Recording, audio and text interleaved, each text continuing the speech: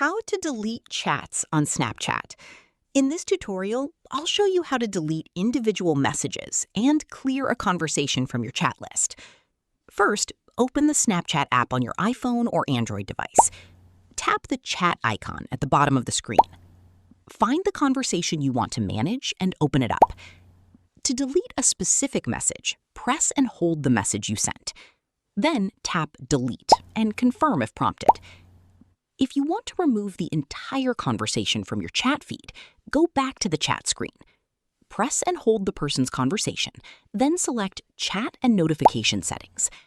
Next, tap Clear from Chat Feed and confirm. Keep in mind that clearing a conversation from your chat feed does not necessarily delete the messages from the conversation. Messages may also be automatically deleted according to your chat settings. And that's it. You've successfully deleted or cleared chats on Snapchat. Thanks for watching. If this tutorial helped, don't forget to like the video, subscribe, and check out more helpful Snapchat tips and tutorials.